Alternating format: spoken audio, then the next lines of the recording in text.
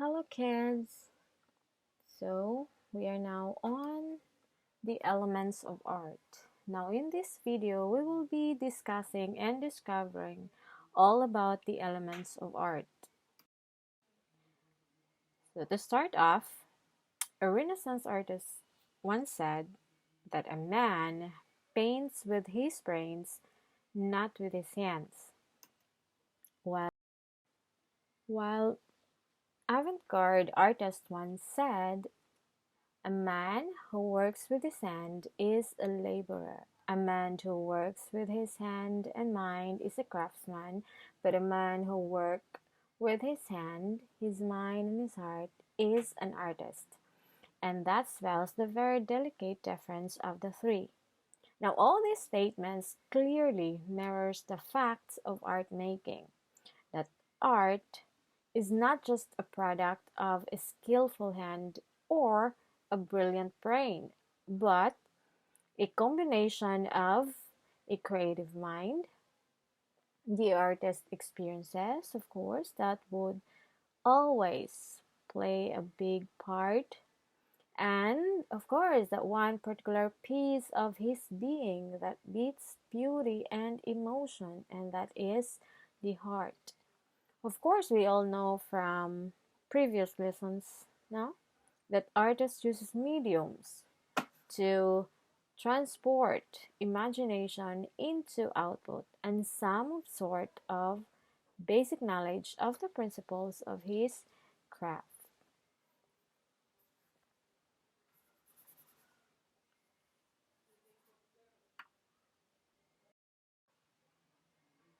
But first of all, to fully understand the elements of art, we have to identify the categories under an art as our guide to identify where a particular art form falls.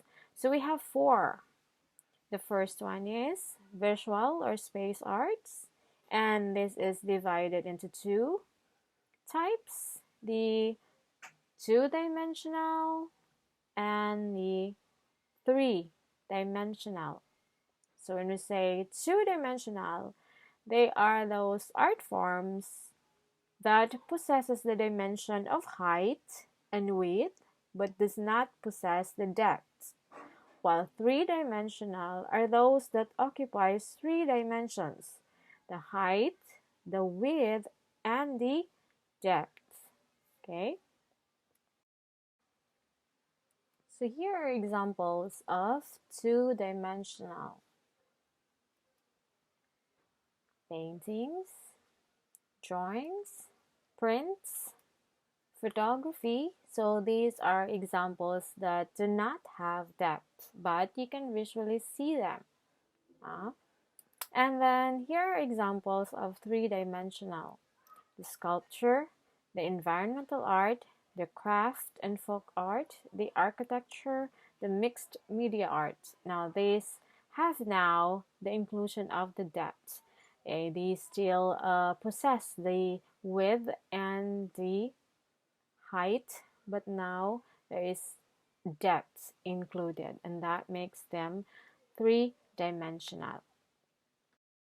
So apart from the visual category that we also have auditory or time arts. Now these are those that considers the element of time, meaning these types of arts are more appreciated through the elements of time.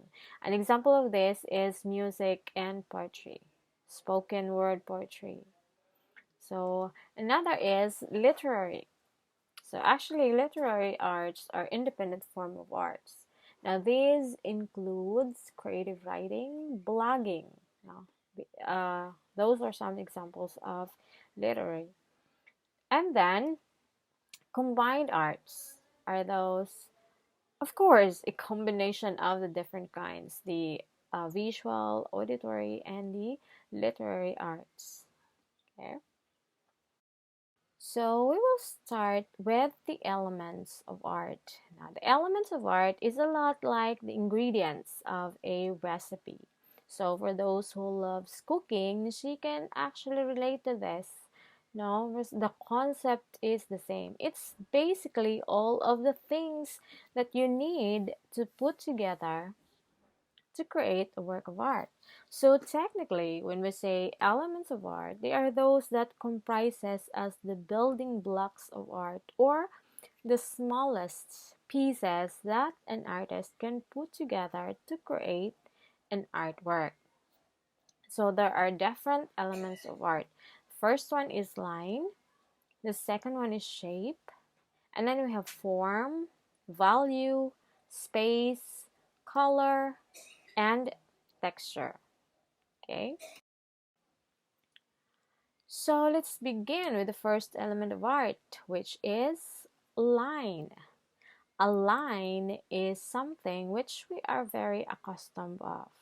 So even when we are very young, we are already exposed to lines. This is the first thing that our siblings or our parents taught us to draw. So, kabana tag unsay line. So we use line to write or draw. Simply put, a line is a mark with length and directions. Okay?